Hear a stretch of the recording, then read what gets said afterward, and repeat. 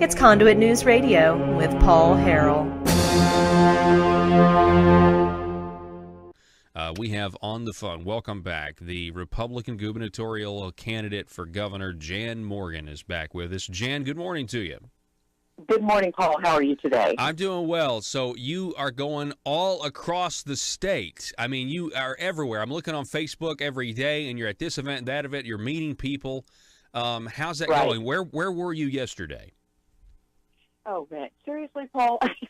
I can hardly remember where I was. Let's see. Last night, I can remember the last place I was yesterday, which was Glenwood, Arkansas. Great. Who, the folks there say they've never seen anyone hardly running for any office, much less a gubernatorial candidate. But, we're trying to hit every single area of the state. And the biggest problem that we've seen is that you've got two or three major cities that get most of the attention. And, of course, everywhere else is, they say we feel like a stepchild.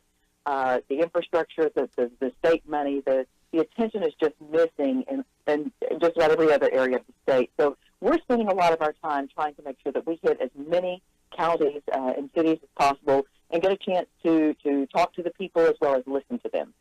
And that's great. Now, it's the reason I brought up where all you've been is because on Saturday you were at the Boone County GOP event, and Asa was there. Asa spoke first, and you spoke second. You were the keynote speaker scheduled, 6 months ago, scheduled last year, and your speech was not a campaign speech the way Asa's was. Tell us about that. Well, because my campaign is not about me. Asa's speech was about him. It's about him getting reelected. My speech was it was a message to the Republican Party from the people of this state. The reason I'm in this race is not because of me, but because of the people in the state. It's a message that the people sent when 72% of them voted for Donald Trump in the last presidential election. It is a message that the Republican Party failed to heed. And so my point that night, it was very much a stepping on the toes of the establishment end of the Republican Party that has continued to proceed politics as usual in spite of the fact that people have sent resounding message after resounding message that they are truly ready for change. And it was my message was about what is at stake for the Republican Party if we do not do something and turn this tide, that we cannot continue 4 more years of what we have had, but that if we do not, Arkansas will once again be a blue state, and that would be a major travesty after the years and years of fighting to become the supermajority in our state. So it was, there were many points. Some of the points I brought up, Paul, were that, there's a great disparity between the Arkansas that our government and our governor tells us that we have versus the real Arkansas that most of us live in. There's a great divide between the few prospering off of our state, as you have been talking about this morning, and the forgotten people who pay for that prosperity. I said that there was something wrong that when people fear their state government rather than our government fearing the people. And I just went down the list, point after point after point, that the people have tried to send. And, it was interesting watching the governor's reaction because clearly he was not expecting that. He was expecting me to be in attack mode on him, and instead it was a "Are you hearing us?" message to the Republican Party. Mm-hmm. Yeah, and I think that's good. I mentioned that yesterday when I was kind of going over the audio of the two of you. His speech was, very much giving his resume as to why he needed to be reelected, which, he's run, 3, 4, 5 statewide elections, and he's, because of you, Jan, he's having to reintroduce himself to the people of Arkansas. And it's like, well, we already know who you are, but he's having to, talk about being appointed by Ronald Reagan and all this other stuff in order to, that doesn't erase what he's done in the last 3.5 years, which is, you mentioned it, a shell game. You cut taxes here, but you don't talk about the taxes that you raise over here.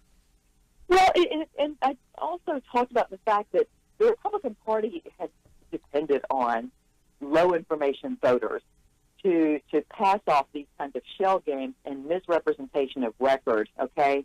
And that's what he's been relying on. My presence in this race has forced him to actually try to cover up even more so what he's done and to appear more conservative. For example, in his speech, he talked about the unemployment rate. He said it's, record in history unemployment rate of 3-point-something%. And my message to the Republicans is, you know what? People in Arkansas are no longer buying that because They know that the unemployment statistic is simply a reflection of those still actively seeking employment. The true state of our state on the employment front, and the most sobering information, is the thousands upon thousands of people who have given up, who are no longer looking for work and are now on the welfare rolls. Those are the numbers that the governor doesn't want to talk about, and the Republican Party doesn't want to face up to. And on the issue of taxes, playing the shell game and telling people you've cut $150 million in taxes and it's a historical tax cut, but also not telling people about the historical level of government spending that we have engaged in and the tax increases that we have passed in order to support that state spending. See, these are things that the people are now woken up to, and people are no longer buying that message. And it was a message to him as well. It was, hey, Governor, look, are you hearing? These people aren't paying attention to what you're saying now. You need to either try to defend what you've done or take a new message to the people, because they know better now. Yeah, I think you're exactly right. We're talking with Jan Morgan. She's a Republican gubernatorial candidate. Your campaign, Jan, is a grassroots campaign. It is the definition of a grassroots campaign. You are engaging people who don't normally get engaged. I was driving around up in my neck of the woods where I live in northeast Arkansas, and I was driving around some county roads, and I have never seen political signs at all in some of these people's yards, and there were Jan Morgan signs, and many of these people are printing the signs themselves to put in their yards. Right. Well, yes, we are definitely the definition, the textbook definition of grassroots campaign, meaning that no one on our staff is paid. They're all volunteers. I mean, who does that? Who runs a statewide governor's race on just volunteer efforts? But what is exciting, Paul, and we've done it this way on purpose, and the reason is I want to prove not only to Arkansas but to America that no longer do you have to have multi-millions of dollars to run for state office. It's those multi-millions of dollars required that leads to corruption, because if you are running for office and you have to take that kind of money from the upper economic elite, then you are the puppet to those people and to those entities and to those special interests. My point is, and I hope we're able to prove it, that you don't have to have that if you put boots on the ground and the people get serious about taking control of their government and they get involved and vote and educate their friends. It's, talking to your friends and neighbors. It's people, I mean, there's a guy, one of our volunteers is out on the street corner with humongous signs that are bigger than his body, strapped over his body, standing at the intersection. We've seen people have these long vinyl banners printed up, and they're standing on the sides of highways because they know we can't afford to buy commercial airtime that ASA is buying. Yeah. So, it's a great feeling, and I love watching the people get engaged. And this is their race. It's not mine, and that's what I told the Republicans at Boone County, folks. This is much bigger than a race between Jan and Asa. This is a race between the people of Arkansas and big government. It is the people's race to lose. I am simply here as their voice tonight, just like I will simply be in that governor's office and at that state capitol as their voice if they elect me. Yeah, we're don't cut the sound. Cut the sound. Just show this guy. This is the guy with the Jan Morgan for governor sign on. Look at that. That's if you're watching over at facebook.com/Conduit News, that's what Jan is referring to here. So yeah, people are being engaged here now. Jan, there was when Donald Trump ran in 2016 in Arkansas in the primary, you had Ted Cruz, Marco Rubio, and obviously President Trump was on the ballot, and there were new voters who have never voted in a Republican primary, let alone, in any race, that came out of the woodwork and they voted for Donald Trump, and Donald Trump won the primary here in the state of Arkansas. And I just think that the establishment knows that if that same voter turns out again during this primary, that they are in trouble. Yeah. They are in trouble. And I think that you are going to see that happen, and here's why. If you recall, there were people, first of all, that never voted, that voted for Trump. There were Democrats that transferred over and voted for Trump. And I will tell you that we are also watching Democrats move over and vote, and transform. There's a group of people in Arkansas called Democrats for Jan. I met one last night. He came to the Glenwood meeting. He is a staunch Democrat. He's been a Hillary supporter all these years. But he walked into that meeting, and you listened to my message about the establishment end of the Democrat Party as well as the establishment end of the Republican Party has betrayed the people, that in here doesn't feel like they're paying enough taxes tonight. When he heard that and he listened to that and he listened to our message and he saw the authenticity behind the message, that I'm not a politician, you know, those are the kinds of people who really aren't Democrats at heart. They're just ready for some integrity in government, in their state government. By the time he left that meeting last night, he bought a Jan Morgan for Governor hat and T-shirt, and he's in. So, you know, we may not agree on a number of the policies, but people are ready for some integrity, and that's where we are. Yeah, for a non-politician. Exactly. Yeah. Because, you know, and one of the things that I think won him over last night, I, you know, explained that 10% of the state's most wealthy have controlled public policy through bought and paid for career politicians who then serve the interests of the economic elite rather than the people at large. So, Democrats, you've been fooled too, you know, because people no longer trust their government, a government that under Republican leadership has voted down legislation, Paul, that brings transparency, ethics, and accountability to government. There is no excuse for Republican legislators to not pass that legislation, and there is absolutely no excuse for Asa Hutchinson to have sat on his hand and not pushed for that kind of ethics, for that kind of transparency in our state government. Well, it would have exposed, I think, a lot of the people he depends on to carry his water. That's my speculation, but I think that's why they don't want it. And, of course, now we're seeing all these trials play out. And I want to applaud you in your speech. You did bring that up, how embarrassing it is that we have the FBI running around Arkansas investigating Republicans and Democrats, but a lot of Republicans. And this is supposed to be, you know, the party of reform, the party of the ethical high ground, and we're seeing that that's not necessarily the case. No, it is not. And what I wanted to let people know, and what I'm telling people now, is there is hope, and help is on the way, that under my leadership, legislators will be free to work for the people rather than pressured to work against the people. I sounded the alarm to the Republicans in Boone County and told them that we're going to have to wake up, that we need to stand up, and we need to fight to a return to the foundation of this party and its fiscal, constitutional, and moral values that made it the party of, by, and for the people. That's what we've got to return back to, and if we do not, we will lose this state.